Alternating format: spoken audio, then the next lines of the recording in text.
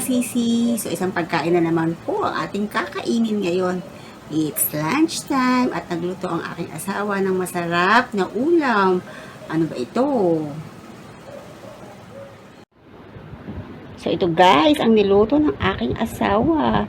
Tinolang manok na may papaya.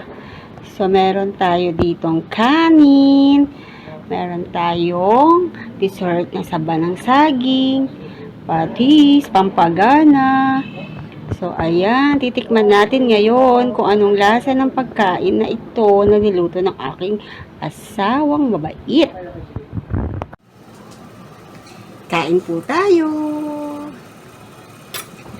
Kutsara, tinidor. And then, sasabayan talaga natin ito ng panonood ng isang episode dito sa DCMM. Kasi meron akong nakita kanina. Actually, pinanood ko na siya. Pero syempre, gusto ko lang din may maibahagi dito sa aking video habang kumakain ako na hindi na lang puro subo. So, yan. So, ang topic niya dito ay yung sa mga ano daw ba, kung in favor ka daw ba sa live-in. Kasi marami ngayon or last year bumaba ng 10% daw yung mga nagpapakasal dahil mas prefer daw nila ng mga kabataan, ng mga couple na mag-live-in na lang instead of getting married. So, yan. So, tingnan natin yung mga dahilan kung bakit ba mas gusto nila na mag-live-in na lamang instead of getting married. Kain po tayo. So, ito manok. So, favorite part ko ng chicken is leg and wings. Sarap. Bumaba doon ng 10%. Sarap.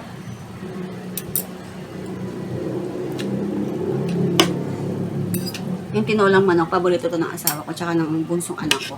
Pero yung panganay ko, ayaw niya. Mas gusto niya yung sinampalukan.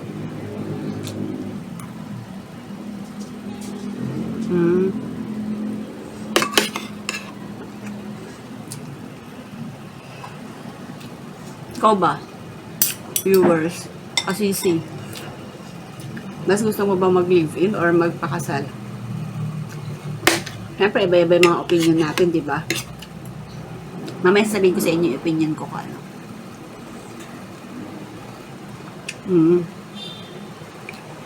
Sabi dito sa sa interview.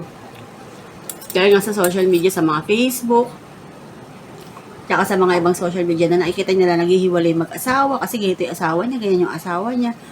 So, yung mag-couple parang natatakot na mag-asawa since napakahirap nga magpa-annul dito sa atin tsaka magpa-divorce, di ba? Kumbaga nakatali ka na pag nagpakasal ka. Sarap ng sabaw. Init. Bagong luto. Yung iba naman, magkaiba ng religion. Siguro merong Catholic, merong Muslim, or merong Catholic, merong Iglesia.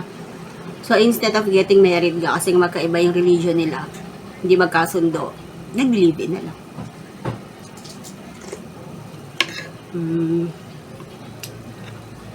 So, yung mga factors kung bakit nag-prefer nila mag-live-in. Practicality.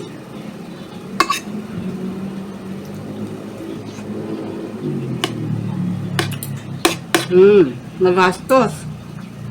Tama, pag nagpakasal ka, may prenuptial pa.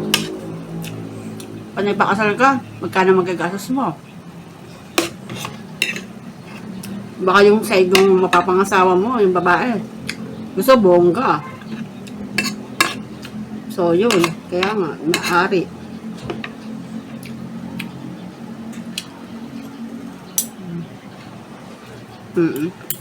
Tama. Tama naman yun.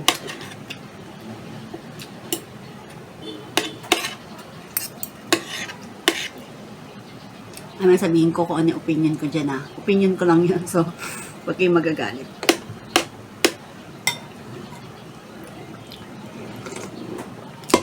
Sarap ng sabaw.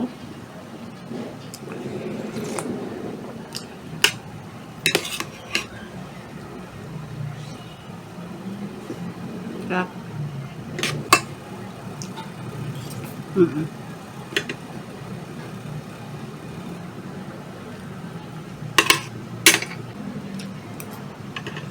Kasi nga pag hindi kayo kasal,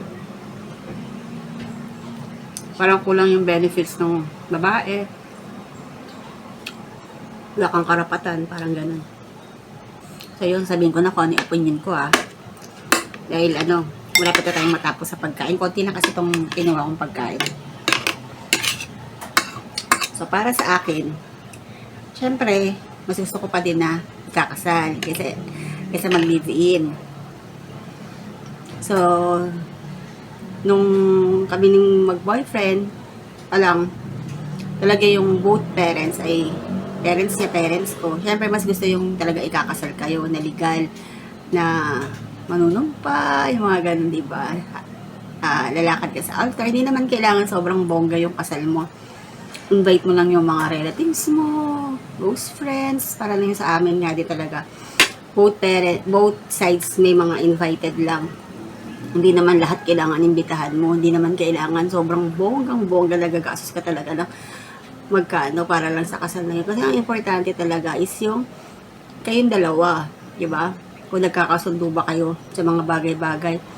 So, mas naniniwala pa rin talaga ako na yung kasal is nagiging bind para mas tumibay yung samahan. So, hindi ko naman sinabi na pag nag-live-in kayo is wala na yung bind. Pero parang para sa akin yung basbas mas importante para sa akin yung para mas tumibay. So, yun yung opinion ko lamang. Pero, syempre, may kanya-kanya tayong, what do you mean by that? May kanya-kanya tayong opinion. So, sa akin, priority ko, mas gusto ko na ikasal kaysa mag-live-in. Pero, syempre, hindi natin alam kung may mga ibang dahilan kasi yung iba kung bakit nag-live-in. Tsaka yung kasal ko nga, nakaraos kami sa mga donation lang. Yung gown ko, yung hipag ko inanahe. Yung isang hipag ko naman, siya yung bumili ng tela, ng mga kailangan. Yung biyanan ko, sa pagkain. Tandaan ko pa yung papa ko na nagdala ng malalaking hipon. Tuwang-tuwa yung mga bisita kasi malaki talaga ng hipon. So yun, nakaraos. Simpleng lang. Yung reception dito lang sa may garahe ng asawa ko. Tapos, yung mga suot ng mga abay, tahilan ng hipag ko. Diba? Kasi kung talagang gusto mo siyang iraos sa simbahan or ikasal ka, talagang kahit simple yan, ipupush mo talaga. Diba? So, nakaraos. So, sa awa naman ng Diyos, na kami? 2001, so 2005, 24 years na kaming kasalan. Yun. Kaya bago ka talaga pumasok sa isang serious relationship, kailangan talaga sigurado ka na doon sa lalaki. Na siya ba talaga yung pakakasalan mo? Kasi kung hindi naman talaga, ay huwag mo nang patagal Hiwalayan mo na kaagad. Sabi nga nung asawa ko lagi sa mga anak ko. Kapag ikaw ay sinaktan minsan, kahit boyfriend mo pa lang, hiwalayan mo na kasi mauulit yan. Pag pinagsabihan ka ng masasakit na salita, hiwalayan mo na kasi later on, maririnig mo ulit yung mga salitang yan sa kanya. So yun, kung pag may nakita kang red flag, hiwalayan mo na, wag mo nang patagal, huwag mo sayangan yung oras doon sa tao. So yun. So yun, marami natatakot mag-asawa kasi nga may mga napapagila sa social media na natatrauma kasi nag-asawa, naghihiwalay.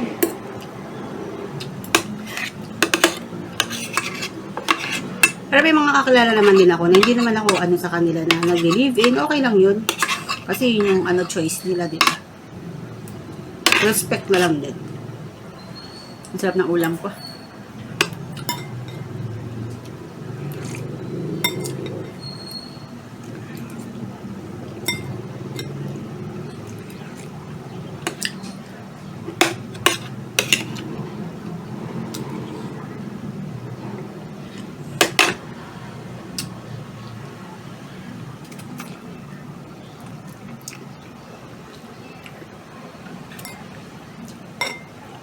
Sabi kasi nung iba, pag nagpakasal ka, nagpatali ka, and then hindi nag-work out yung marriage nyo, hindi ka na makakapag-asawa kung makikita mo na yung right man mo.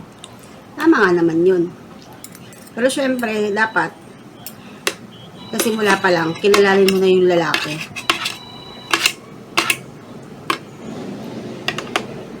Diba? Kanya-kanyang opinion yan. Kasi ako, mas gusto ko yung kakasal ka.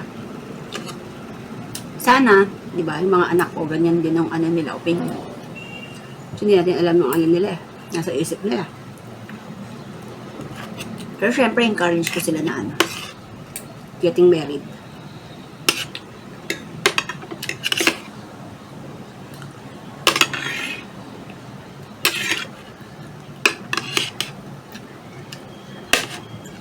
Alan ka pa ng mga ano, seminar. Pag ano, kakasal ka. Numaten kami ng seminar nun eh. Sa City Hall. Yung mga LGU kasi required yan. Mag ano kayo. Seminar. Bago kayo magpakasal. Kasi nga, yun yung pag-uusapan yung mga maaaring mangyari, mga kakaharapin nyo pag mag-asawa na kayo para ihahanda na kayo.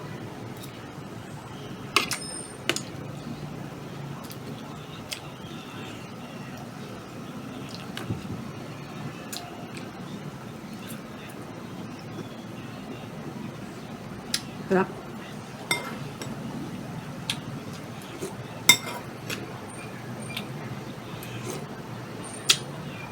Kayo ba? Alam mo yung mas gusto yung ano? Ulam. Tinola o sinampalukan? Ako huwag yun akong tatanungin kasi lahat gusto ko. Oo, huwag daw matakot na magpakasal. Hindi naman mahirap kung kayong mag-asawa is nagkakasundo. Di ba kasi gusto mo na ano, i-try kung mag-workout. Kasi nga minsan, di ba sabi nila, pag nagsama kayo sa isang bubong, doon malalaman yung ugali ng asawa mo. Pag mag-jowa pa lang kayo, minsan hindi mo talaga makikita yun eh. Pero minsan talaga may instinct naman yan eh. Mag-jowa pa lang kayo, nafe-feel mo na na magiging responsableng asawa at tatay yung anak mo eh. Diba? Ganyan yung mga ano ng mga babae na nararamdaman na. Saka huwag kayong hahanap ng ano. Iba kasi gusto gwapo, mayaman. Tama na yung simpleng ano lang, itsura. Tapos mabait. Kaya importante yung mabait.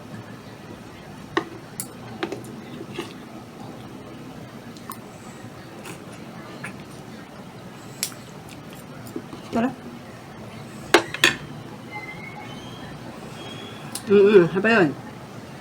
Kung wala ka namang budget, magpakasal. Sa mga munisipyo, alam ko, nag-ano yan ng mga free wedding eh. Yung sabay-sabay lahat. Parang ano, wedding. Mass wedding ba tawag din? Yung maramihan. O, hindi mo na kailangan yun ng ano, borgang ano. Bonggang kasal. Ay, kasalang bayan pala yung tawag din. So, meron ka lang ninong-ninong, isa-isa. Tapos yung magulang mo, o ano, kain na lang kayo sa labas. As bili ka na lang ng wedding gown sa ano, Divisoria, di ba?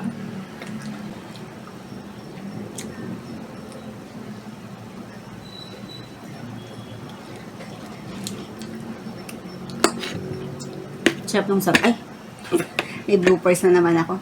Ang sarap nung saba, kahit hindi luto. Pero may iba naman talaga na ano, di ba? Live-in sila ng ilang taon tapos magpapakasal, nakakatuwa, malalaki na yung mga anak. So, hindi ko alam kung ano bakit ganun eh, no? Hinintay pa nila yung ganong katagal bago sila magpakasal.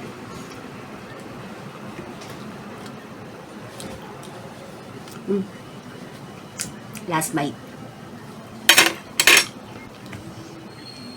So, bago ko tapusin pala ang aking video, busta yung pagkain natin, wala na yung chicken, ayan, hindi na nakikita.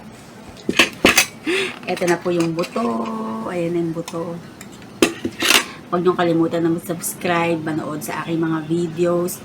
At huwag kayong magsasawa para ma-monetize kaagad ang ating second channel. Thank you for watching. Bye!